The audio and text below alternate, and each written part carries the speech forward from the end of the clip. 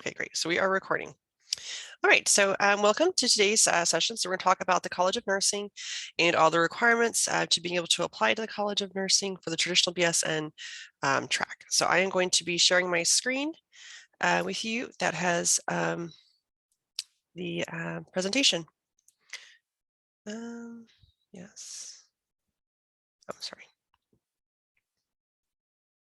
Let me.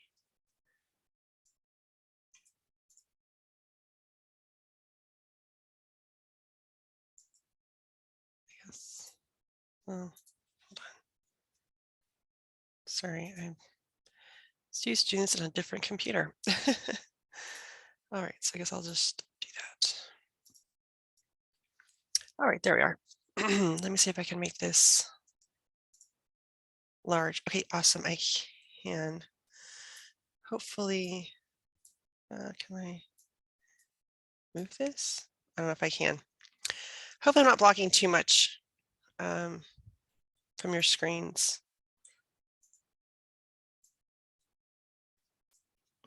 All right, so I'm going to go through it so that way you guys can. Oops, sorry. Okay, there we go. All right. So this is my information. My name is Carly Peden. I am an academic advisor in the College of Nursing. I am actually a graduate advisor, so I advise graduate students, which is our MSN students, and our new DNP or Doctorate of Nursing Practice students. I am currently the interim pre-nursing advisor and the interim traditional BSN track advisor. So I work with students like yourselves who are just coming into the pre-nursing program, and I work with students who are also already into the traditional BSN program. I am located on the Katy campus. So I'm not sure if you're kind of familiar with U of H, but of course, U of H Maine is where you're going to be for your first 2 years as you're completing those pre-nursing courses. And then U of H also has a couple satellite campuses. So we have one in Sugar Land, we have one in Katy. So Sugar Land is considered the base of the College of Nursing. So that's where our dean is. Dean Tart is located in Sugar Land. And we do have programs located in Katy campus. So the traditional BSN track and our master's students, their program is located in Katy. So that's where I am located on our Katy campus. So that is my email address and my phone number and my room location. I'll also be sending you some paper documents talking about everything we're going to go over today. So you'll be receiving those shortly, which will, of course, they will also have my email address through that as well. So this is our mission statement. So the College of Nursing is to provide innovative, dynamic, and nationally competitive nursing education to a diverse student population that builds professional leaders and clinical experts. And our vision is nursing excellence, period. And then, of course, our shared values and consist of integrity, honesty, accountability, compassion, and respect for all people. So the kinds of individuals that we're looking for to move forward within our traditional BSN program are individuals that share those same values that we have of integrity, honesty, accountability, compassion, respect for all people. So thankfully, U of H and the College of Nursing have a lot of really wonderful resources. So like I said, I will give you a PDF file that's going to have a link to these resources. But basically, you are responsible to understand the academic honesty policy here at U of H. So understanding about cheating and what that consists of and what that looks like. The U of H student handbook, so all the rules that apply to students here at U of H. And then the College of Nursing has our own student policies. So as a student of the College of Nursing, you need to abide by those policies as well. And then just to kind of let you know that in the future, if you get into the traditional BSN program, we do have what we call technology requirements. So all traditional BSN students are required to have a laptop computer. That could be a PC or a Mac computer, but it has to meet certain technology requirements. And so we do have it listed on our page of what we're looking for at this moment. That may change in a couple of years when you guys apply, but just to let you know that you will need a computer in the future for our program. So if you need to start saving up money for that, you can do that. Or if you're using like a Chromebook or a tablet or something like that, I mean, that might be fine for now, but you're definitely going to need like an actual laptop, something that has a keyboard and, you know, everything together. A tablet or a Chromebook is not advised for students in our program to use. UHN4.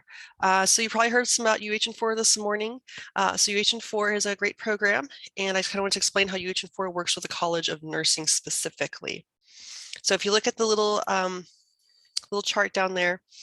So if you decide to do UHN4, there are some perks to doing UHN4. So one of the biggest perks is priority enrollment, which is really great. And that's really important. So I definitely think UHN4 is a great program for your first 2 years here at the College of Nursing because of priority enrollment. So we'll talk about the order of classes and the preferred order that you'll take courses in. So, this priority enrollment is very important in order to get a seat into those courses that you need when you need them. So I definitely encourage you guys to get into UHN4 if you can, because of the priority enrollment. You have academic maps, which I'll share what the College of Nursing academic map looks like. Course availability is linked to priority enrollment. So sometimes courses are, available, but there's not a lot of seats available in that course. And so it does fill up really fast, like really, really fast. So if you have priority enrollment, you're able to register for that class quicker than your peers are who are not in UHN4. So those are definitely some pretty big perks. You do have the option to join the fixed rate plan. So this is an optional thing. You don't have to do it. So if you want to join UHN4 and just pay for tuition fees, every single semester, no matter, just pay for what you register for, that's fine. You can do that. Or you can join the fixed rate tuition plan. So in the chart, I've kind of laid out what fixed rate looks like. So for the fixed rate tuition plan, you'd be paying $7,526.38 per term, and that is for the fall and spring semesters. That's considered the long semesters. And that equals out to about 14 credit hours per term. So when we look at our degree plan, which is roughly about 16 credit hours a semester, you only pay for 14, but you're actually going to be taking 16, ideally. So that means you get basically two credit hours for free, which is really nice. Now, the last semester that you're going to be taking before you apply to our program, though, is considered one of the easiest semesters because you've kind of already taken all the big stuff. So you're just kind of taking the last little bit, the few last courses you need. Basically, we've looked at that semester only has 12 credit hours. So if you're paying for 14 credit hours, but you only take 12 credit hours, then obviously, you're just giving us money, because you're not actually taking 14, you're taking less than that. So just kind of keep that in mind that, the fixed rate tuition, you're going to be paying that price every fall and every spring, regardless of the courses or the number of course hours you're taking. For the summertime, it's $2,207.88 per term, and that equals out to about 3 to 4 credit hours in the summertime. Now, you don't typically have students take classes in the summer. We don't expect students to take classes in the summer. Usually summertime is reserved for retaking courses. Let's say maybe you didn't get a good grade like you wanted to, you want to retake something, but you want to stay on track still. So you could take classes in the summertime. So that's kind of one of the ways that you can stay on track is by retaking stuff in the summer, but we don't expect students to take summer courses. So I will actually give you the UHN4 map, but this is kind of what it looks like. So it actually outlines all 4 years, and it outlines it in fall, spring. And then we are actually going to be focusing on the first 2 years. But I did kind of want to mention that in order to apply to our program, though, it is competitive and we do look at your grades. So a minimum of a 2.75 or higher GPA in the natural sciences with a maximum of 2 attempts per course. So that means that you can not have anything lower than a B- in your science courses. That includes nutrition, anatomy 1 lecture and lab, microbiology lecture and lab, and chemistry lecture. And you can have anything lower than a B in anatomy 2 lecture and lab. So lecture and lab are 2 separate courses. And so that would basically equal a 2.75 GPA if you just got those minimum grades. And that is literally just the minimum. So ideally, you're going to have a 3.0. So I tell everyone, you should be aiming for Bs for everything. Even though you can get a B- in, nutrition or anatomy 1, your goal should minimum be a B, of course, ideally an A. And then 2 attempts. So that's actually attempting the course twice. And by attempts, what we're talking about is actually getting a grade. So if you start taking the class and decide to withdraw from the course, now you have a W, that's not considered an attempt in the College of Nursing's perspective. It is considered an attempt in the Texas, so attempted courses. Of course, you only have 6 withdrawals, so it does count as a withdrawal. but it doesn't count as an attempt for the College of Nursing. So we count attempts as actual grades earned. So let's say if you attempted Anatomy 1 this fall and earned a C, that's an attempt, versus if you attempted Anatomy 1 and withdrew from it. I mean, we don't know what your grade was at the time, so we don't consider an attempt. Just to kind of clarify that with the College of Nursing. We do have an additional resources for you guys. Once again, I'm going to send you the PDF files. I have these as links. So we have Launch, which is the university's tutoring center. So basically Launch is there to help you guys out. So anytime that you're feeling even just a little bit overwhelmed or kind of a little stuck in the class, please go to Launch. It's a free service, so it's free tutoring. You pay for it with your tuition and fees. Launch also has academic counseling. And what academic counseling is basically if you are having math anxiety, which is really common for a lot of people, you can go to Launch and see if you can talk to an academic counselor to help you with your math anxiety. Or if you are reading a passage and you just don't seem to understand, what does this mean? You know, I keep reading this and I don't understand, like, I just don't get it. They can help you with reading comprehension. So things like that are not necessarily tied to a specific course. It's kind of more of a general kind of thing that can be applied to multiple courses. That's what academic counseling is there for. It's there to help you specifically when it comes to those academic areas.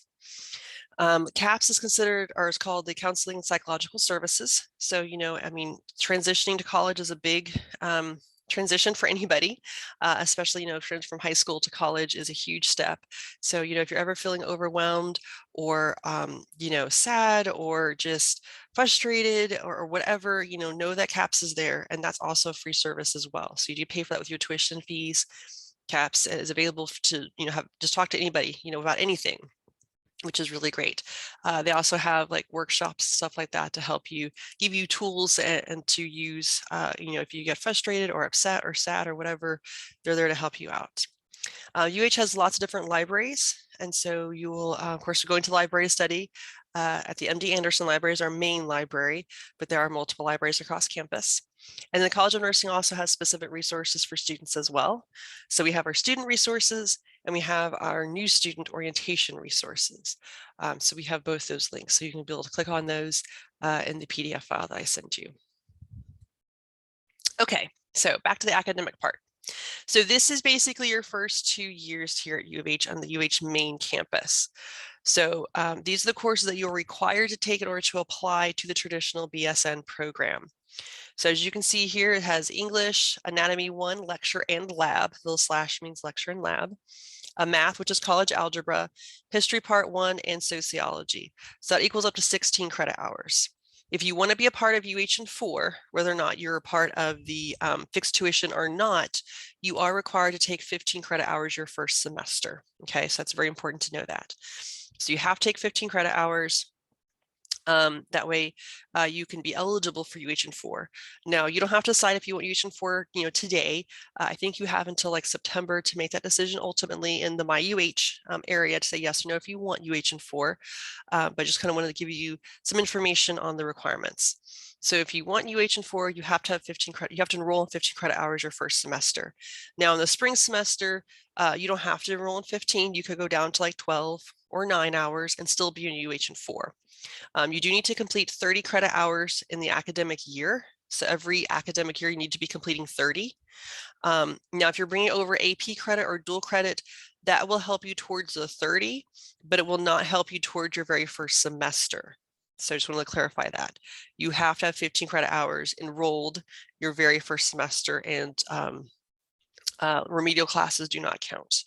I haven't looked at anybody's information. I don't know if you need remedial courses, but just letting you know remedial classes do not count towards that 15 credit hours. So that would be on top of the 15. So like in this situation, we're looking at the very first semester, it'd actually be 19 credit hours that person would be enrolled in.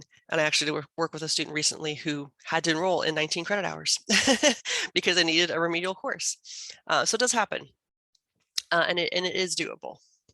That's once again when we have Launch and, you know, CAPS and other kinds of wonderful resources for you to be able to use. So the first semester is just kind of some basic stuff, but it is laying that foundation. The second semester gets a little bit more challenging. So we have English 2, Anatomy 2, Lecture and Lab, and Nutrition. So now we have 2 sciences in the spring semester, along with statistics and psychology. So nutrition and the anatomy 2 courses actually pair really nicely together. We've heard from students, which is really great. So they do cover a lot of the same material, but from 2 different perspectives. Then you have your break in the spring, I'm sorry, in the summer semester. Hopefully everything goes great. So you don't need to retake anything. Then you come back in the fall. So in the fall, you'll take a government course, you'll take microbiology lecture and lab, and you'll take chemistry lecture course.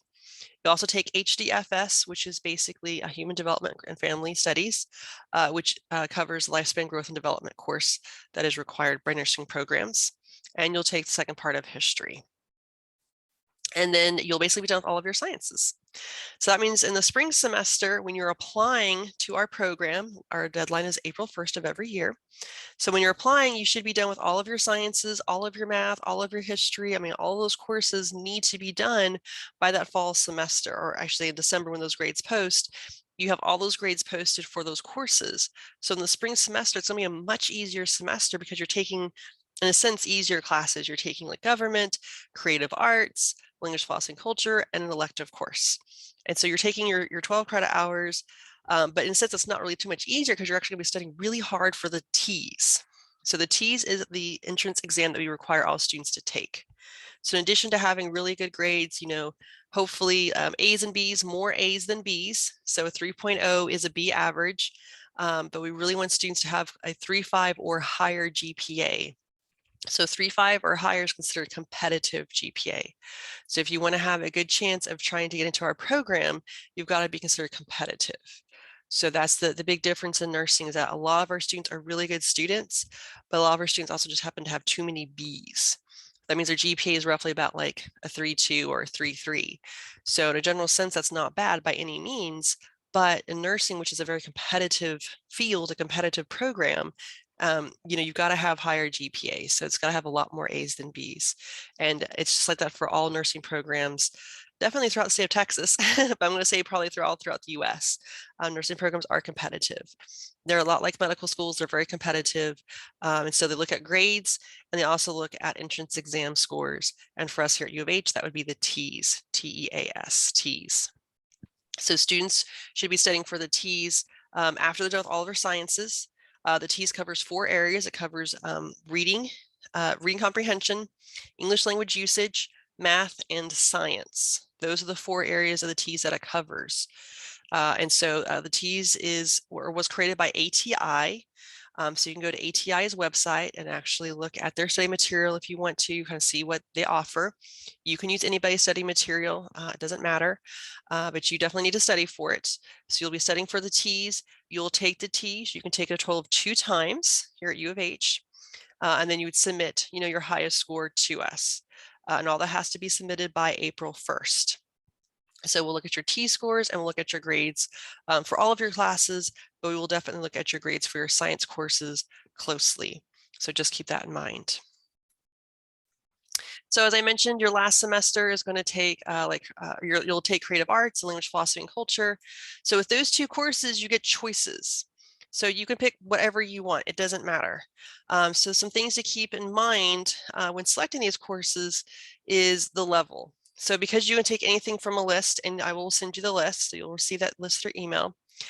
You're able to take a 1,000 level course, which is freshman level, or 2,000 level courses, which is sophomore. Those are considered easier classes to take. You can also take courses from the 3,000, which is a junior level, or 4,000, which is senior level. And those are considered harder because the professors who teach those courses are going to assume that you are at a junior or senior level.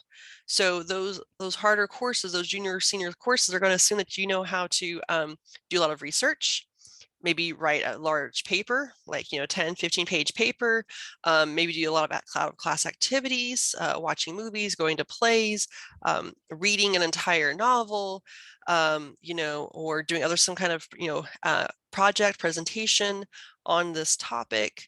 So it's going to just involve a lot of work because it's expected at that level. Whereas 1,000, 2,000 level courses are typically considered easier. They're more just lecture based. You go to your lecture, you take notes, you read the textbook, you may have a paper, just kind of depends on the class. And then that's kind of about it. Of course, how you have your exams and stuff. But I mean, there's usually not a whole lot that's expected of students beyond the classroom. So that's kind of the other thing to kind of keep in mind. So that's why it's considered quote unquote easier versus a lot more out of class activities, which is expectations of those harder or those higher level courses. The other thing to think about is when is it offered? So I'm going to give you a list of every single class that's offered at U of H. Now, just because it's offered here does not mean it's actually going to be offered in that semester. So some classes here at U of H are only offered in fall, others are only offered in spring. Maybe if it's a very specialized course, we only teach if we have a professor who is trained to teach that course. So it just kind of depends. The other thing to think about is, do I meet the prerequisites? So because there are a lot of courses offered from these two areas, do you meet those prereqs? So some of the courses may require you to know a foreign language. I think one of them does require you to know Spanish fluently, because the class might be taught in Spanish. Another class may require you to be of a certain major. So just make sure as you're selecting courses that you do meet the prereqs for those courses, that it's being offered the semester you're looking at. Is it, when is it offered? And, do you really, really love the subject? Because if you do really love it, it's a 3,000 level course, that's fine. But, if you don't really love it, then I would definitely suggest that you don't take it unless you just absolutely love it. I will get to a question at the end. I will answer your question. So just kind of keep those things in mind when you're selecting those courses that you get to have choices for. The one thing that I hate seeing is students who just take this course and end up getting a D in the class. And it's like, what happened? You picked this course. It's one thing if, we told you to take a class like, chemistry, and you end up not doing so well in it. You kind of don't have a choice. You have to take chemistry because it's required for nursing.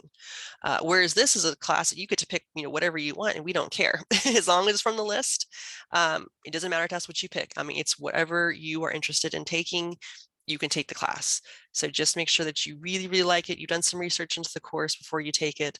That way you get a good grade in the class, because this really in reality should be an easy course for you because you get to pick it. Like, we don't do anything with the class. We just say, take a class from this list, pick whatever you want. Oops, sorry, I'm trying to. Okay. So as I mentioned earlier, we do take AP and dual credits. So when it comes to AP courses, these are the 3 classes that we take that go directly towards the pre-nursing requirements. So AP Chemistry, Psychology, and Statistics.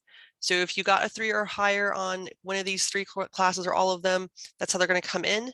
Now, because they are considered pre-nursing degree requirements, we do highly, highly, highly recommend that you retake them for grade. And the reason for that is that because this is a competitive program, if we're trying to compare you to somebody else who has a grade for this course, if you just have a passing score, I mean, that's all it says on here, is just that you passed the exam. So it doesn't give us an actual number, it says you passed.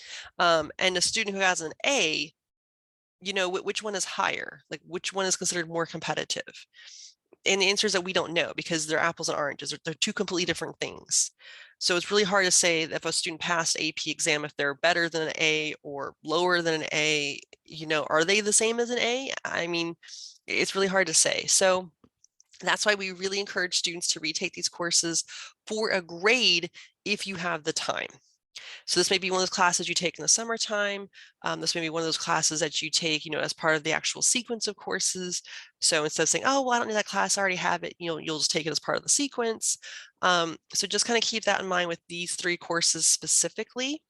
Also keep in mind that, if your plan B is going and applying to other nursing programs, and we do encourage students to have a plan B, other nursing programs may not accept AP courses for pre-nursing specifically, because they for sure want a grade for these classes, because they want to be able to compare apples and apples. So just keep that in mind. So while we do not require students to have a grade for these 3 courses, we definitely highly encourage you to have a grade for these 3 classes because they're pre-nursing degree requirements. Other AP courses are totally fine for them just to say that, yes, you have AP credit for it. So these are some common AP classes that come in. This is how they will come in. I will, of course, once again, give you a sheet of paper that has all this information on there. So certain classes like economics, general biology, will come in as basically elective. So they'll come in as that course, but those 2 classes are not needed for nursing. So your economics course would technically take care of the social behavioral sciences requirement, but your psychology and sociology will take care of that requirement. So that means the economics course is considered an elective course. So if I don't know if you remember, but on that last semester, it said elective. So if you have an economics course coming in or a biology credit from AP Biology coming in, those are going to be considered your elective. So you don't need an elective. Also, if you have a math that's higher, so like the math 1325 or 2413, or any of those maths that are coming in, those will be used in lieu of the college algebra course. So you won't need to take college algebra if you took one of those maths. We'll just take that instead, but you will need to take statistics. So statistics is a required math course for nursing, just to let you know. So that's a required course. So then in that sense, you'd only take one math, which is statistics. You wouldn't need to take another math. So additional requirements to actually apply to the traditional BSN program. So students have to have an application to change course of study to nursing major. That's basically this one-page little application saying, yes, I want to change into the traditional BSN program. We do have something called a course requirement checklist. So it basically lists all those classes we talked about, but kind of in checklist format. And so you'll let us know how you earned that credit. So maybe it was AP credit you earned at U of H, or maybe it was a dual credit, something you earned back in high school. And then you'll also write down your grade that you earned with that credit. So if it was at U of H, did you earn an A, B, C? Hopefully no C's. Or maybe it was just CR credit because maybe it was an AP exam. So you just earn credit for the course. There is no grade associated with that credit. And then you'll also submit your TEAS individual performance profile results that we know how you did on the TEAS. So some of the ways that we decide kind of who gets in our program is based on space availability. So we're still a new program, we're still a young program, but we are growing every year. So it also depends on space availability of how much space do we physically have available, see how many students we accept every year. We also have an interview process. So some programs only just look at grades and maybe your T-score or your HESI score, and that's it. We do a holistic type of admission process. So yes, we do look at your AP score, or maybe we look at your T-scores, look at your grades, and then we do select the most competitive students, and we invite them in for interview. And so we do interview all of the students who apply to our program. And then after the interview process, then we'll make our final decisions and offer admittance to those individuals. So that's kind of how our admission process works for the traditional BSN program. So like I said, we look at grades, we look at your T-scores. So those are the things that we look at when we're looking at our applicants. And like I said, application deadline is April 1st for a fall semester admission. I did mention dual credits, so we do accept dual credits. So basically, when it comes to dual credits, it will technically come into U of H as transfer credit, but the College of Nursing looks at transfer credit a little differently than the university does. So basically, we consider transfer credit officially transfer credit after you graduated from high school. So I'm sure everyone's either graduated from high school or will very soon graduate from high school. So once you've officially graduated from high school, that's when we consider as real transfer credit. Prior to this, any kind of dual credit you have is not really considered transfer credit because you were a high school student. You weren't considered an actual college student. You were a high school student taking dual credits. So we'll accept all of your dual credits, all of that applies to your traditional, BSN program, to the pre-nursing degree plan. We'll accept all of that.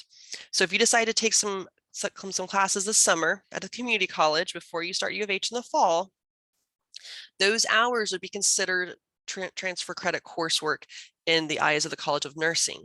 And we do have a limit, so we can only take 15 credit hours of transfer coursework. Like I said, that starts this summer because you're no longer a high school student, you're now considered a college student. So just be aware that it's only 15 credit hours of transfer coursework that can go towards your BSN program or your BSN degree plan and your pre-nursing degree plan. So just be aware that we cannot take, a bunch of stuff. Now, if you're someone who's in a situation where you might have an associate's degree from high school, that's a little different kind of situation. So we do have a general rule that we require students to complete 45 credit hours at U of H. But if you have a lot of dual credit, AP credit, or like an associate's degree from high school, that rule doesn't really apply to you. You'll just need to complete the rest of the courses that you're missing in order to apply to our program.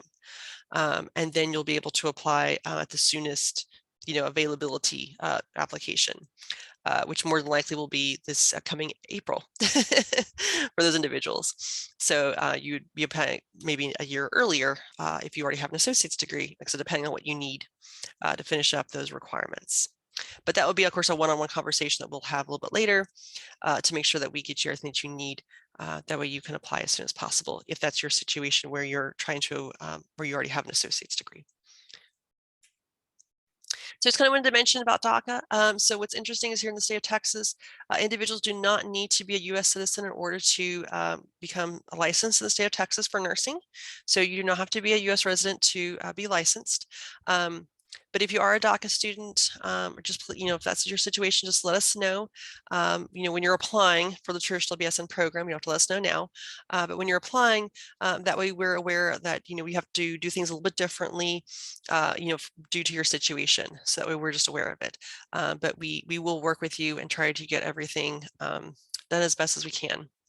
The other thing to kind of keep in mind is that as pre-nursing students, you'll take your first 2 years, which is basically freshman, sophomore year at the main campus. And then if you get into the program, the traditional BSN program, you'll spend your junior, senior years at the Katy campus. And that clinical placement will vary. So you could be placed in any hospital or clinical setting all around Houston. And so because of that, we definitely want everyone to have reliable transportation. Okay, so you guys can definitely live on the dorms on the main campus if you want to for your first 2 years, but you may not want to live at the dorms if you get into the program, because Katy's like all the way across town, on the other side of Houston, basically.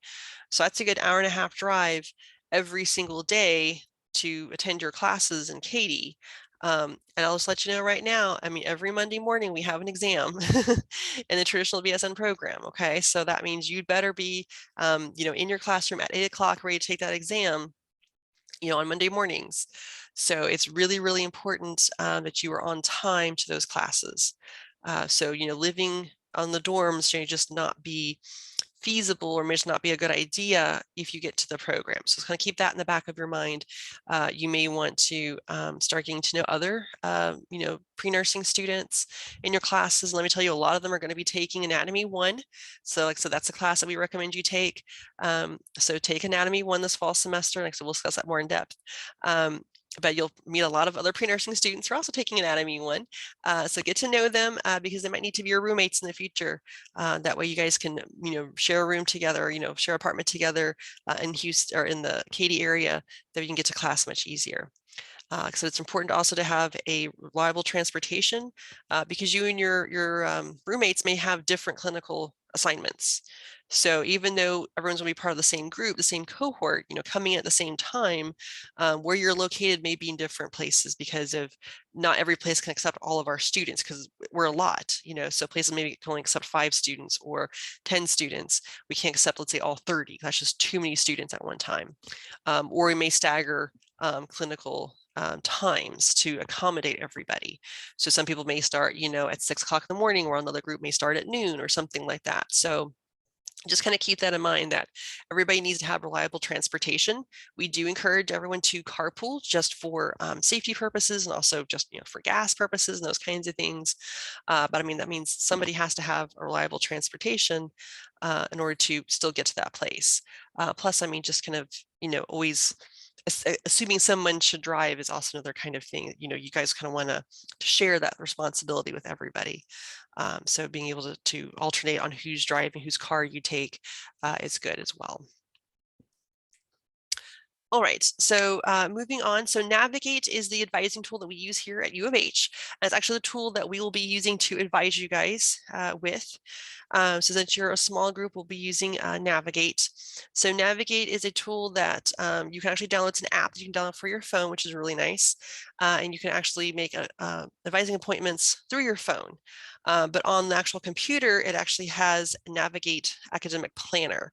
So the planner is kind of a big tool that they can't just put on your phone. It's just too big. So that's why it's on desktop or laptop computers only. So you'll be able to access that particular advising tool through your laptop or desktop. But basically that's what we'll be using during our advising session. And so we'll talk about the classes that you have taken already. If you have any AP dual credit, we'll talk about the classes that you're going to be taking in the fall semester, and we'll help you register for those courses, and we'll make sure that everything is good to go. But that'll be during your Navigate advising appointments. So that will not be today, just to let you guys know. So I will also send you guys information on how to enroll in courses. That way you always have this information. So as I mentioned, I will help you register for your classes for the fall semester. That way you know how to do it. But for the spring semester, you'll be on your own. So I want you to always have this guide. That way you can refer back to it in case you kind of forget, how do I register for classes again? We want to make sure that you know how to register for your courses from this semester forward. So your next, what happens next? So you're going to be checking your email. I will send it to your destination email. Hopefully that's the email that you're checking, your main email. And it's going to be an invitation to make an appointment in Navigate. And so you'll select a day and time that you want to attend the appointment. And then on that day and time, we'll meet virtually, kind of like this, but it'll be one-on-one. We'll review your transcript, you'll register for classes, and because it's going to take a little bit longer, the session is going to be an hour long. So just kind of keep that in the back of your mind, that it's 1 hour. That way we could talk about classes and register for classes all at the same time. So that will be happening soon. All right, so I am going to stop sharing my screen. There we go. And I will also stop recording, because that was basically the presentation. And then I will answer any questions that you guys have. Let me see, is that stopped?